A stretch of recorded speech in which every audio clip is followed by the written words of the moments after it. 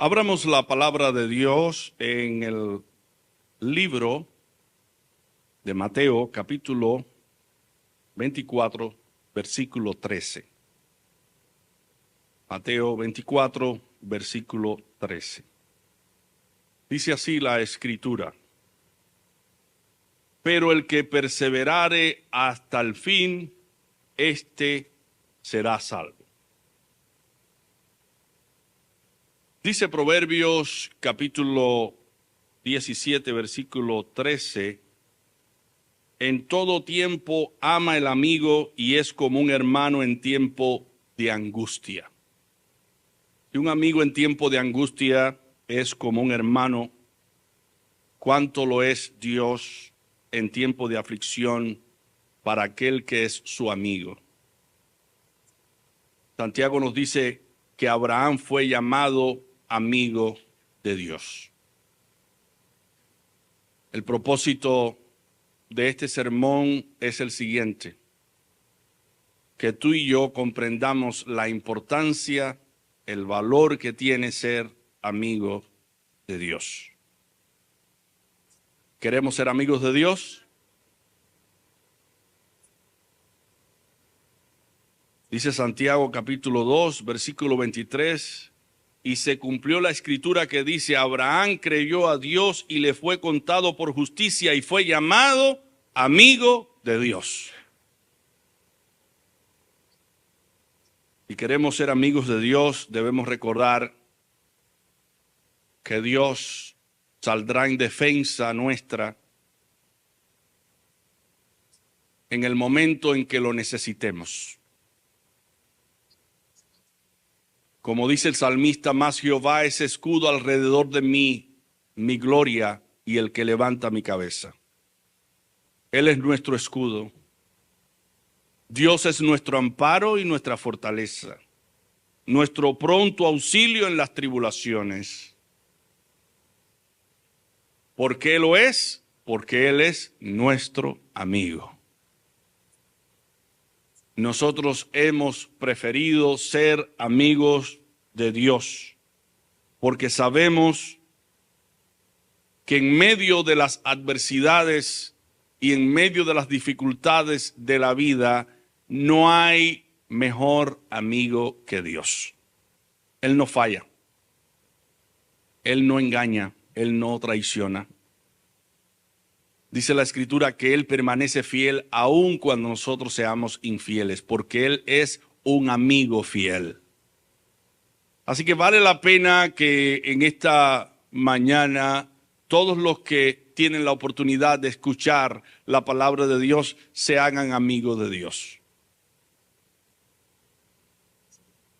Dice el Salmo 34, versículo 19, muchas son las aflicciones del justo, pero de todas ellas lo librará Jehová. Gloria a Dios. Salmo 37, versículo 40, Jehová los ayudará y los librará, los libertará de los impíos y los salvará por cuanto en él esperaron. Salmo 34, versículo 22, Jehová redime el alma de su siervo, no serán condenados cuantos en él confían. Proverbio 21:30, no hay sabiduría ni inteligencia ni consejo contra Jehová, porque Él tiene todo el poder en el cielo y en la tierra.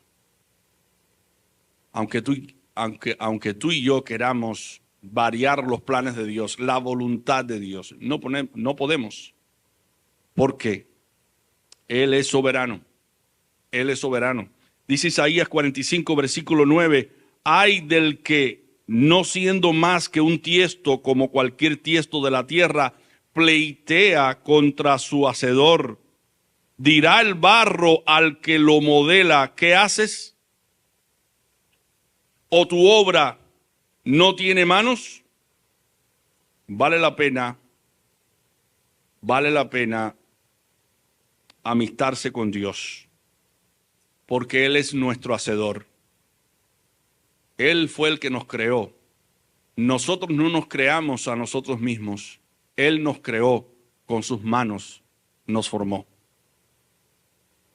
Y Él es como ese alfarero que va moldeando nuestras vidas, va quitando lo que en nosotros no se parece a Cristo, dándonos forma para que lleguemos al conocimiento pleno de la verdad y adquiramos el carácter que Dios quiere que nosotros tengamos, el carácter de Cristo.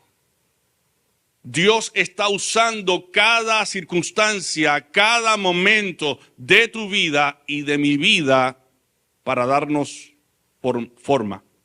Darnos forma. Aunque fuimos creados a su imagen, al principio esa imagen de Dios en nosotros se ha estado distorsionando por causa del pecado, y lo que pretende Dios con el mensaje de salvación, con la predicación de la palabra, es llevarnos a la imagen que nosotros tuvimos en el principio. Porque tú y yo fuimos creados a la imagen de Dios. Así que Dios está trabajando en tu vida y en mi vida para darnos forma, para que nosotros tengamos el carácter de Cristo. Lo importante en esta etapa en la que vivimos es que tú y yo aprendamos a ser amigos de Dios, porque si nos amistamos con Dios, Él será nuestro refugio, nuestra esperanza y nuestro sostén en tiempos de aflicción. Hoy me propongo con ustedes exponer un tema sobre la vida de uno de los personajes bíblicos más conocidos, llamado José. Y mi intención con este mensaje es ilustrar lo que significa perseverar. La vida de José nos enseña lo que es perseverar al lado de Dios.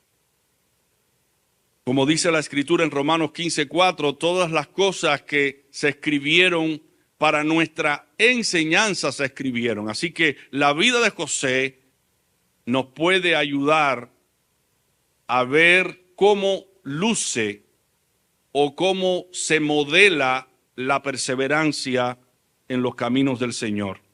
Porque todas las cosas se han escrito para nosotros, para nuestra enseñanza, como dice la Escritura, a fin de que por la paciencia y la consolación de las Escrituras tengamos esperanza. Jacob tuvo 12 hijos: Rubén, Simeón, Leví, Judá, Isaacar, Zabulón, Dina, Dan, Neftalí, Gad, Aser, José y Benjamín. Dentro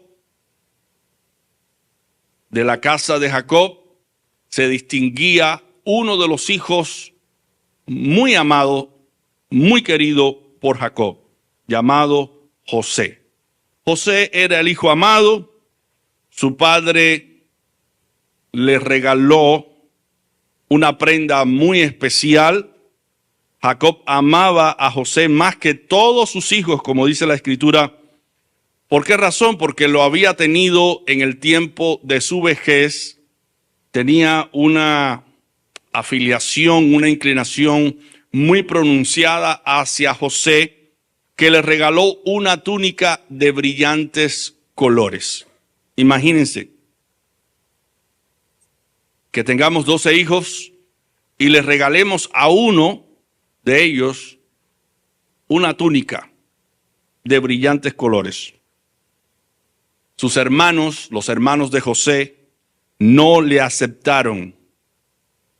Tuvieron envidia, le tuvieron envidia, porque Jacob amaba más a José. ¿Qué cosa es la envidia? La envidia es tristeza o pesar por el bien ajeno. Cuando sentimos tristeza por la prosperidad de alguna persona, eso es un sentimiento de envidia.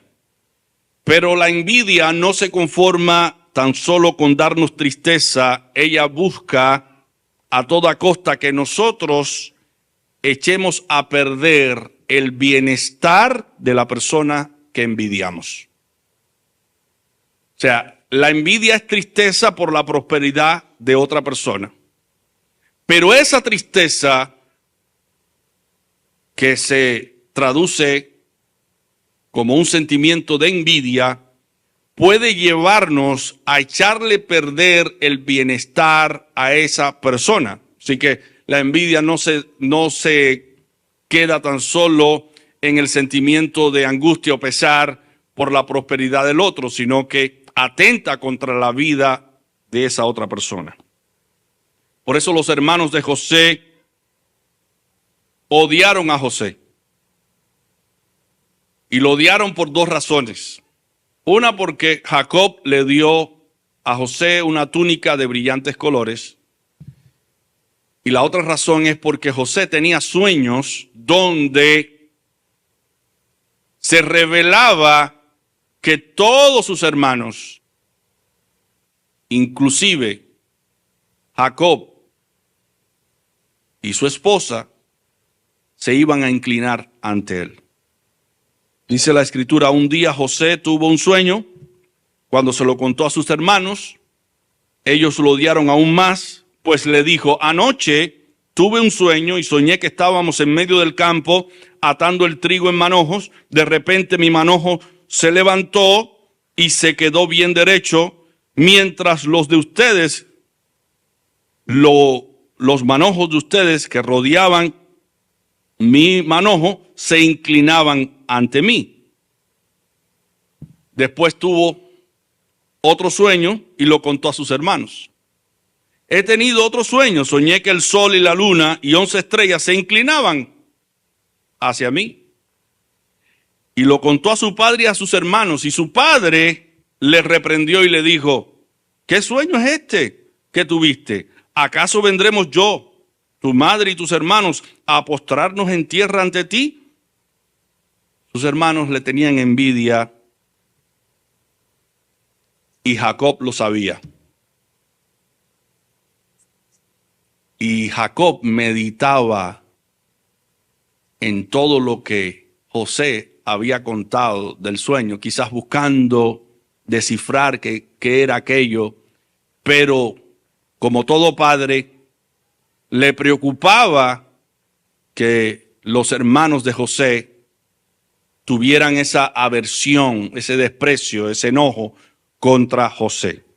Pasado el tiempo, cuando José fue enviado al campo, porque Jacob le dijo, ve a ver a tus hermanos para ver cómo están y tráeme información de ellos. Los hermanos, al verle de lejos, dijeron, ahí viene el soñador. Ahí viene el hombre de los sueños. ¿Qué hicieron? Tramaron, planearon cómo deshacerse de José. Y en primera instancia, esperando ver a qué decisión final llegaban, lo metieron en una cisterna vacía.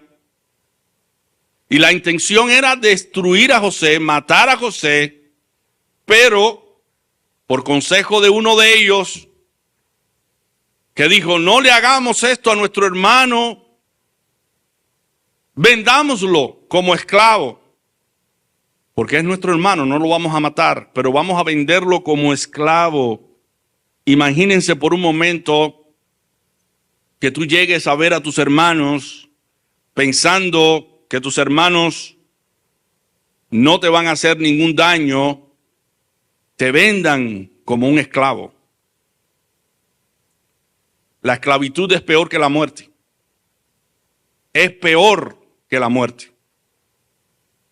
¿Cuánta amargura sufriría José por la maldad de sus hermanos? ¿Cuánto enojo, cuánta ira? ¿Cuánta amargura le causaron sus hermanos a él? ¿Cuánta tristeza? Imagínense que era un niño, 17 años. Tenía José cuando fue traicionado por sus hermanos, cuando lo vendieron como esclavo. Pero José era amigo de Dios. El dolor y la decepción que sufrió José por la maldad de sus hermanos no pudo hacer mella en él porque él era amigo de Dios. Ser amigo de Dios en tiempo de angustia produce paz en el corazón a pesar de las amarguras.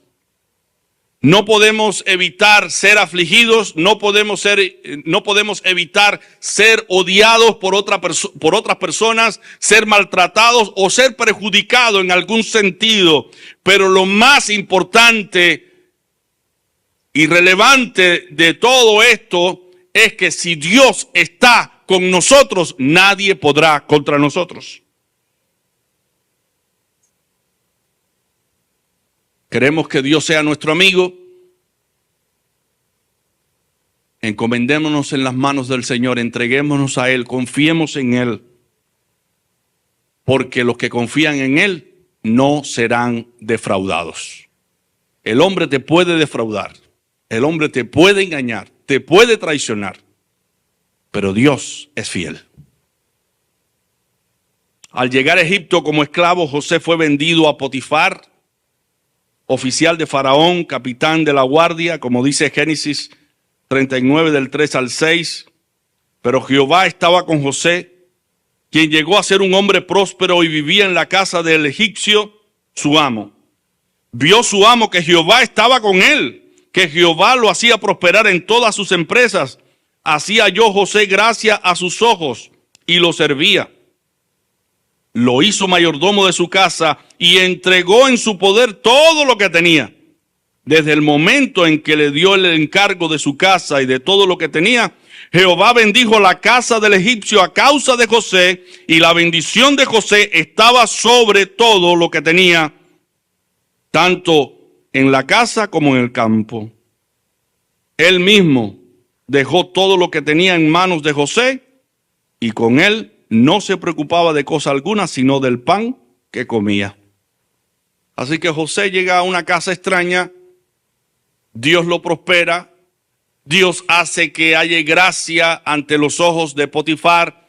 Potifar lo pone sobre los bienes de su casa como administrador, porque Jehová estaba con José. Imagínense el entorno.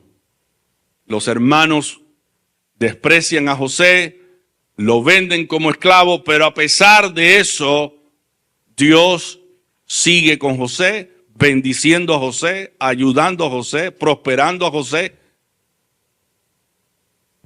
Mi hermano, cuando Dios abre una puerta, nadie la puede cerrar. De igual manera, cuando Dios cierra una puerta, nadie la puede abrir. Dios tiene control de todas las cosas.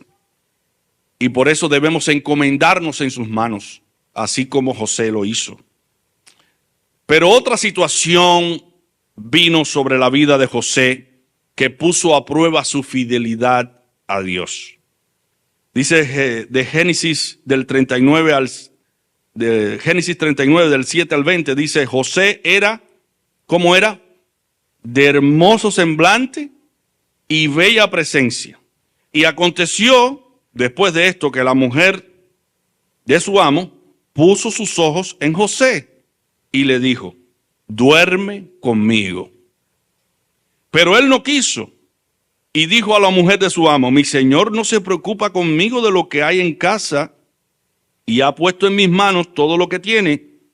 No hay otro mayor que yo en esta casa y ninguna cosa me ha reservado sino a ti, por cuanto tú eres su mujer. ¿Cómo pues haría yo este gran mal y pecaría contra Dios? Pero la mujer, aquella mujer, cada día buscaba ocasión para acostarse con José. Pero él no la escuchaba. Él no quería estar con ella. Pero aconteció un día, cuando entró él en casa a hacer su oficio, que no había nadie de los de la casa allí. Entonces ella lo asió, o sea, lo tomó por su ropa, diciendo: duerme conmigo. A las fuerzas, duerme conmigo. Pero él, dejando la ropa en las manos de ella, huyó y salió. cuando ella vio que le había dejado la ropa en sus manos y había huido fuera, llamó a los de la casa y le dijo: mirad, nos ha traído un hebreo para que hiciera burla de nosotros. Ha venido a mí para dormir conmigo. Y yo di grandes voces. Al ver que yo alzaba la voz y gritaba, dejó junto a mí su ropa y salió huyendo. Puso ella junto a sí la ropa de José hasta que llegó su señor a la casa. Imagínense el cuadro. Se viró la tortilla, la tortilla se viró. Una infamia, un falso testimonio. Como no quisiste estar conmigo, ahora voy a decir que tú me estabas forzando para que yo durmiera contigo. Entonces, ¿qué pasó? Cuando vino Potifar y se enteró del asunto, ¿qué hizo? Se enojó y le dijo a José: así me has tratado tú, habiendo yo sido bondadoso contigo, amoroso contigo. Tú intentaste estar con mi mujer, tú intentaste violar a mi mujer, estar con mi mujer. Y dice la escritura que ese amo enfurecido tomó a José y lo puso en la cárcel donde estaban con los presos del rey, y allí lo mantuvo. En este caso, en esta situación que uno quiere ser fiel a Dios y guardar sus mandamientos y no pecar contra Él, cuando sucede esta situación, ¿cómo es posible? Puedes decir tú, ¿cómo es posible que yo o que tú quieres ser fiel a Dios, guardar sus mandamientos, y te vienen todos estos problemas, todas estas situaciones? Cualquiera que sirve a Dios puede llegar a decir: ¿de balde sirvo a Dios? Cuando me acerco a Dios es cuando más problemas vienen a mi vida.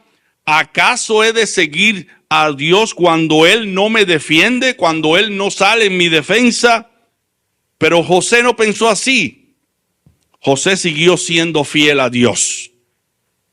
A pesar de todas las tribulaciones que estaban viniendo sobre su vida. Y mi hermano, en estos momentos tú puedes decir: yo estoy intentando hacer la voluntad de Dios, pero estoy experimentando que más problemas están viniendo a mi vida, más dificultades. Recuerda las palabras del Señor Jesús: el que perseverare hasta el fin, este será salvo. Dice la Escritura que por grandes pruebas y tribulaciones entraremos al reino de los cielos. No te desanimes, sigue adelante. Sigue confiando en aquel que no traiciona, en aquel que no abandona, en aquel que estará a tu lado todos los días. Y ha dicho que estaría contigo para ayudarte y defenderte. Y ha dicho: no te dejaré ni te desampararé. Sigue confiando en Él. Y hay un consejo que da el apóstol Pedro a la iglesia que dice en 1 de Pedro 4, del 12 al 19: amados, no os sorprendáis del fuego de la prueba que os ha sobrevenido, como si alguna cosa extraña os aconteciera. Al contrario, gozaos, porque cuando sois participantes de los padecimientos de Cristo, gozaos por cuanto sois participantes de los padecimientos de Cristo, para que también en la revelación de su gloria os gocéis con gran alegría. Si sois ultrajados por el nombre de Cristo, sois vituperados, porque el glorioso Espíritu de Dios reposa sobre vosotros. Ciertamente, por lo que hace a ellos, Él es blasfemado, pero por vosotros es glorificado. Así que ninguno de vosotros padezca como homicida, ladrón, malhechor o por entremeterse en lo ajeno. Pero si alguno padece como cristiano, no se avergüence, sino que glorifique a Dios por ello. Es tiempo de que el juicio comience por la casa de Dios. Y si primero comienza por nosotros, ¿cuál será el fin de aquellos que no obedecen el evangelio de Dios? Y si el justo con dificultad se salva, ¿qué pasará con el impío y el pecador? De modo que los que padecen según la voluntad de Dios encomienden sus almas al fiel Creador y hagan el bien. Dios estaba permitiendo que José pasara por esa experiencia. El objetivo de Dios, el propósito de Dios con la vida de José era enseñarnos a nosotros cómo perseverar en los caminos del Señor. Cómo estar al lado de Dios en tiempos de adversidad. Cómo ser fiel a Dios a pesar de las infamias, de las calumnias, de las traiciones, a pesar del abandono. ¿Cómo podemos tú y yo ser fiel a Dios hasta el final? José fue encarcelado por un falso testimonio, por algo que él no hizo, pero a pesar de eso, Dios siguió prosperando a José, porque José era amigo de Dios. Lo prosperó, dice la Escritura en Génesis 39 del 21 al 23, pero Jehová estaba con José y extendió a él su misericordia, pues hizo que se ganara el favor del jefe de la cárcel. El jefe de la cárcel puso en manos de José el cuidado de todos los presos que había en aquella prisión. Todo lo que se hacía allí, él lo hacía, José. No necesitaba atender el jefe de la cárcel cosa alguna de las que estaban al cuidado de José, porque Jehová estaba con José y lo que él hacía, Jehová lo prosperaba. Así que lo más importante es que Dios esté de nuestra parte. Pero eso no significa que no vamos a pasar por pruebas y dificultades. Eso no significa que en algún momento dado pareciera como si que Dios estuviese alejado de nosotros o no escuchara nuestras oraciones. Como dice la frase, la prueba hará la prueba. Hay desafíos que vienen a nuestra vida que prueban nuestro carácter cristiano. Y era necesario que José pasara por esta prueba y su carácter como un creyente fuese probado. José fue usado por Dios en la cárcel para interpretar los sueños del copero y del panadero. Una historia que ya ustedes la conocen, donde José interpreta los sueños del panadero. El panadero ya no retornaría a servir en el palacio, sería ahorcado. José se lo dijo como la interpretación del sueño. Y el copero regresaría al reinado. Y en ese momento, cuando José le interpreta el sueño al copero del rey, le dice al copero: acuérdate de mí cuando estés frente al rey. Pero dice la Escritura que el copero se olvidó de José. Pero llegó el momento de recordar a José. En el palacio sucedieron cosas que llevaron al copero a acordarse de José. Fíjense cómo Dios maneja todas las cosas. El faraón tiene un sueño, lo revela a sus adivinos, a sus intérpretes. Sus adivinos e intérpretes no pudieron descifrar el enigma de los sueños. Y entonces el copero se acuerda de José. En la cárcel yo conocí a alguien que interpretó los sueños del copero y del panadero. El copero que soy yo y el panadero.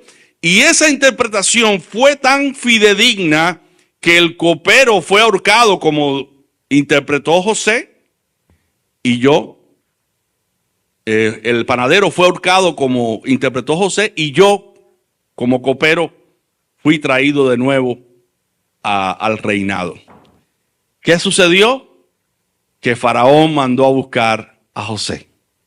Y así José llega a interpretar los sueños del faraón, y el faraón dice: ¿quién mejor que tú para ser segundo en mi reinado? ¿Ven cómo suceden las cosas? ¿Cómo se desenlazan las cosas? Podíamos pensar que para la vida de una persona traicionada, vendida como esclavo, una persona encarcelada, una persona calumniada como José, una persona olvidada como José, Dios se iba a acordar de esa persona.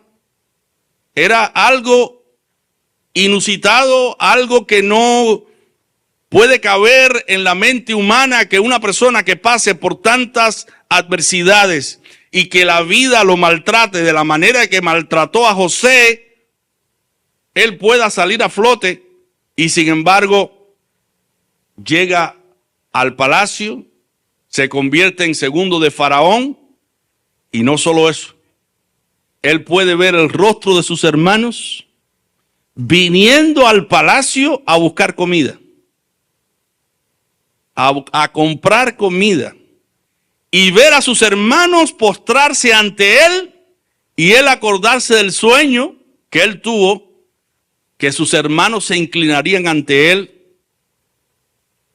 Hermano, esta historia nos ayuda a pensar que a pesar de las dificultades y de las pruebas y de los tropiezos que puedan existir, que puedan venir a nuestra vida, si Dios está con nosotros, saldremos victoriosos. Si Dios está de nuestra parte y nosotros estamos con Dios sirviéndole, a la postre Él sacará la cara por nosotros y nos ayudará. Finalmente se cumple el sueño de José, sus hermanos se inclinan ante él cuando vienen a Egipto por comida, sin pensar que era José. La historia ya ustedes la conocen. A pesar de las pruebas que tuvo José que enfrentar, José se mantuvo firme haciendo la voluntad de Dios. Mi hermano, tú estás aquí escuchando este mensaje y puedes decir, ¿cómo yo me puedo identificar con José? ¿De qué manera yo me puedo identificar con José? Seguir los pasos de José, porque José me está ilustrando a mí cómo yo debo vivir, cómo yo debo perseverar al lado de Dios. José fue un vencedor. La amargura no pudo contra él. La envidia de sus hermanos no pudo contra él. La inmoralidad sexual no pudo contra José. La venganza no pudo contra José. Porque José, ¿qué cosa era de Dios? Amigo de Dios. José era amigo de Dios y Dios era amigo de José. José buscó siempre agradar a Dios, haciendo lo que es correcto, lo que era correcto y sigue siendo correcto. Hay una expresión de Cristo que dice, mi Padre y yo somos una sola cosa, porque lo que a Él le agrada, eso hago siempre. Y mi hermano, cuando tú tienes un amigo, tú tratas de agradarlo en todo. Tú tratas de medir tus palabras, medir tus gestos, medir tu conducta, porque tú no quieres herir y no quieres hacer sentir mal a la persona que tú amas, a la persona que es tu amigo o que es tu amiga. Y cuando nos amistamos con Dios, queremos hacer lo que a Él le agrada.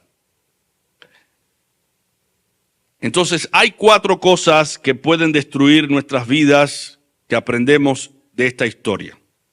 La primera es la amargura. La segunda es la envidia. La tercera es la inmoralidad sexual. Y la cuarta, la venganza. 4 cosas que pueden destruir nuestras vidas. Mi pregunta para ti y también para mí, ¿cómo nosotros estamos lidiando con estos deseos pecaminosos? La amargura, la envidia, la inmoralidad sexual y la venganza. Imaginemos la vida de José. Él se sintió amargado, pero no permitió que su amargura y su disgusto lo alejaran de Dios. Los hermanos tuvieron envidia de él, pero él no permitió que esa envidia lo llevara también a él a hacer lo mismo que sus hermanos hicieron contra él. José pasó por un momento difícil en que él tuvo que huir porque él no quería cometer pecado sexual ante los ojos de Dios y estar con la mujer de su prójimo. O sea que rehusó cumplir con el deseo natural o carnal que todos tenemos. José, pudiendo vengarse de sus hermanos cuando ya estaban allí, pudiendo destruirlos a ellos, se abstuvo, rehusó vengarse de sus hermanos. Y de esto aprendemos nosotros cómo perdonar, cómo tener misericordia y cómo mostrar el carácter que Dios ha mostrado para con nosotros. Ahora yo quisiera, a manera de conclusión, hablar de estas 4 cosas que son importantes y relevantes para nuestra perseverancia en los caminos del Señor. La amargura. La amargura es disgusto contra alguien por un daño ocasionado. Es decir, que alguien te ocasiona un daño, alguien habla mal de ti, alguien destruye tu esperanza, alguien te quita el puesto, alguien te hiere y esa herida te hace sangrar y tú te disgustas con esa persona. Eso es amargura. El inicio de la amargura. Tú sientes disgusto, pero la amargura es un sentimiento de odio y de rencor que puede ser conservado, que puede ser acariciado por nuestro corazón, y esa amargura puede destruir nuestras vidas porque cuando uno está amargado no puede perdonar la ofensa, no puede perdonar. Y al no poder perdonar lleva esa carga encima y esa carga lo aflige y esa carga le quita la paz, le quita el gozo. Es esa amargura o esa falta de perdón puede llevarlo a enfermedades físicas, a úlceras, a tantas cosas que ocasiona no perdonar. Dice la Escritura en Hebreos 12:15, mirad bien, para que ninguno deje de alcanzar la gracia de Dios, que brotando alguna raíz de amargura os estorbe y por ella muchos sean contaminados. No podemos evitar sentirnos disgustados cuando alguien nos hiere, pero sí podemos evitar que ese disgusto se convierta en un estilo de vida que nos destruya a nosotros y destruya la vida de los demás. ¿Acaso ustedes no se han encontrado que han ido a la tienda a comprar algún artículo y la persona que lo atiende lo maltrata a usted? No lo trata con la cortesía y con la delicadeza que corresponde a su puesto, porque esa persona está amargada, esa persona está angustiada y esa persona quiere pasar su angustia y su malestar a otra persona. Eso es amargura. Y dice la Escritura en Efesios 4:31, quítense de vosotros toda amargura, enojo, ira, gritería, maledicencia y toda malicia. Podemos orarle al Señor, Señor, quita mi amargura. Me siento disgustado contra las personas que están a nuestro alrededor, o me siento disgustado porque la vida no me está tratando de la manera que debiera tratarme acorde a mi manera de actuar o a mi manera de pensar. Señor, quita mi amargura. Yo no quiero estar amargado, yo quiero estar gozoso, yo quiero estar contento, porque el gozo del Señor es nuestra fuerza. No debemos vivir angustiados, acongojados. Sí, es verdad que hemos pasado por momentos difíciles, hemos sido heridos, hemos sido maltratados, hemos sido despreciados, pero considera que esto es algo como que Dios permite en nuestra vida para darnos mayor experiencia, o lo permite para llevarnos más a Él, para acercarnos más a Él. Como dice la Escritura, considerad aquel que sufrió tal contradicción de pecadores contra sí mismo, para que vuestro ánimo no se canse hasta desmayar. Considera cuánto Cristo tuvo que pasar, cuánto Cristo tuvo que padecer. Y al final, allí en la cruz, dijo, Señor, perdónalos porque no saben lo que hacen. Que tengamos un corazón de perdón para aquellas personas que nos han herido, porque eso nos beneficia a nosotros y beneficia a todo aquel que está a nuestro alrededor. La envidia. ¿Qué dice la Escritura? Proverbios 27, versículo 4. Cruel es la ira e impetuoso el furor, pero ¿quién podrá sostenerse delante de la envidia? Ay, mi madre. ¿Quién podrá sostenerse delante de la envidia? La envidia es algo que todos los seres humanos experimentamos. Pero hay una envidia buena y una envidia mala, si pudiésemos nosotros clasificarla. La envidia buena es la tristeza que sentimos porque otros prosperan y nosotros no. ¿Verdad? Esa es la buena, ¿no? Óyeme, yo no salgo del hoyo en que estoy, otros prosperan, yo no prospero, yo quisiera prosperar como ellos. Y entonces tú ves la mesa de esas personas llena de provisión y tu mesa con un pan duro y seco. Y como bebida, agua. Y allí una variedad de bebidas frías y calientes con todas las provisiones. Y tú aquí con una mesa con un pan duro, seco y agua. Tú sientes tristeza porque otros prosperan y tú no prosperas. Bueno, ¿en qué sentido es buena? Bueno, ¿qué sentido dice? Bueno, tengo que trabajar más. Porque probablemente yo no esté trabajando de la manera que las otras personas están trabajando, buscándose la vida, negociando, haciendo cosas extras y demás. Bueno, voy a ponerme a trabajar como la hormiga porque es probable que yo sea perezoso. Y mi pereza me esté llevando a no moverme, estar sentado en el sofá de la casa, esperando que las cosas me caigan solas. Eso pudiera ser una envidia buena porque te ayuda a hacer lo que tienes que hacer. Pero la envidia mala es aquella que te lleva a desear que esa persona que ha sido prosperada por su esfuerzo, por ciertas eventualidades de la vida, sea como tú. Venga a la mesa tuya y coma ese pan seco y duro y beba de esa agua que tú tienes sobre la mesa. Es cuando tú deseas que tu situación pase a la otra persona o busque la manera de que la otra persona sufra lo que tú estás sufriendo. Y eso es la envidia mala. Y fue la envidia que sintieron los hermanos de José contra él. Lo vendieron como para Egipto.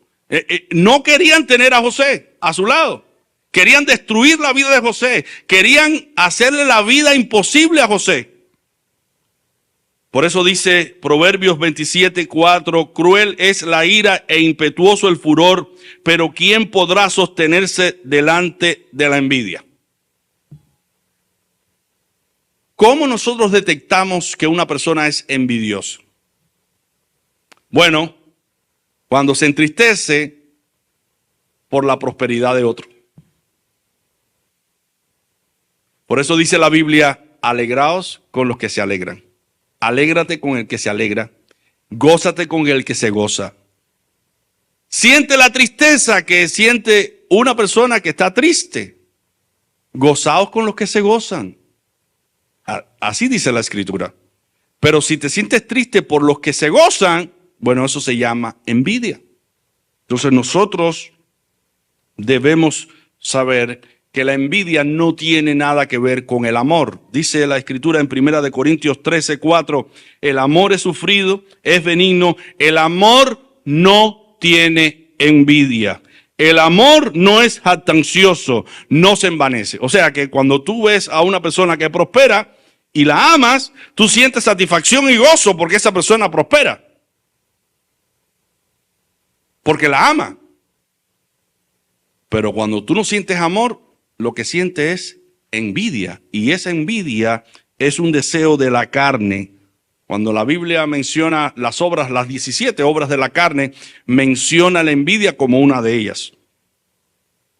También la inmoralidad sexual.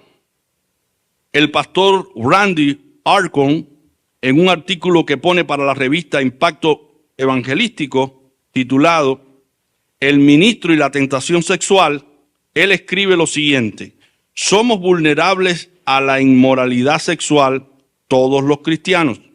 Recuerden esto, todos los cristianos somos vulnerables a la inmoralidad sexual, incluyendo activos en el ministerio. Son susceptibles al pecado sexual. El mito de que somos moralmente invulnerables cae ante la evidencia abrumadora. No hay y nunca ha habido ningún anticuerpo que nos haga inmune a la inmoralidad sexual. Así que el que piensa estar firme, mire y no caiga, como dice 1 Corintios 10:12. Mi hermano, la escritura es clara con relación a esto. Cuando David dejó de ir a la guerra y se descuidó en el aspecto espiritual, él miró hacia donde no debía mirar. Fue tentado y fue llevado a practicar la inmoralidad sexual. Así que nadie está inmune a este pecado. Todo acto que nos lleve a estar fuera de la voluntad de Dios, de lo que Dios ha diseñado, aun si la necesidad es legítima, es pecado. Por ejemplo, es legítima la necesidad de tener dinero para comprar alimento, pero robar es pecado, es un acto ilegítimo. Es legítima la necesidad sexual, pero adulterar o fornicar es pecado, es un acto ilegítimo. Es legítima la necesidad de conversar, pero las malas conversaciones son ilegítimas porque corrompen las buenas costumbres. Ahora, si revisamos la escritura, lo que nos dice acerca de la inmoralidad sexual, en Hebreos 13:4 nos dice: honroso sea en todos el matrimonio y el lecho sin mancilla, pero a los fornicarios y a los adúlteros los juzgará Dios. 1 Corintios 6:13 dice: los alimentos son para el vientre y el vientre para los alimentos, pero tanto el uno como el otro destruirá Dios. Pero el cuerpo no es para la fornicación, sino para el Señor, y el Señor para el cuerpo. 1 Corintios 6:19. ¿O ignoráis que vuestro cuerpo es templo del Espíritu de Dios, el cual está en vosotros, el cual habéis recibido de Dios, y que no sois vuestros? 1 Corintios 6, del 15 al 16. ¿No sabéis que vuestros cuerpos son miembros de Cristo? ¿Quitaré pues los miembros de Cristo y los haré miembros de una ramera? De ninguna manera. ¿O no sabéis que el que se une a una ramera es un cuerpo con ella? Porque ¿no dice la Escritura, los dos serán una sola carne? Básicamente la Escritura nos dice que nosotros como creyentes debemos actuar como José. ¿Cómo le haría este gran daño a mi siervo, a mi amo Potifar? Y pecaría contra Dios. Vemos en la vida de José el deseo de no dejarse llevar por el sentimiento o el deseo inmoral de su corazón. Hay algunos consejos que debemos dar a la iglesia con relación a este particular, que va a ser como una pared protectora para que nosotros no caigamos en la inmoralidad sexual. Mantenga la distancia y la prudencia en la comunicación con el sexo opuesto. Evite miradas, palabras y toques físicos inadecuados con el sexo opuesto. A la hora de aconsejar, evitar estar encerrados en un cubículo con las personas del sexo opuesto. Evitar andar solos en un carro personal con el sexo opuesto. Evitar una relación muy cercana con la persona que no sea su esposo o su esposa. Evitar frecuentar lugares que promuevan la inmoralidad sexual. Cultivar una relación matrimonial saludable tanto en el aspecto emocional como íntimo. evitar películas, videos, programas, sitios web destinados a promover la inmoralidad sexual. Y por último, velar y orar. Velar y orar.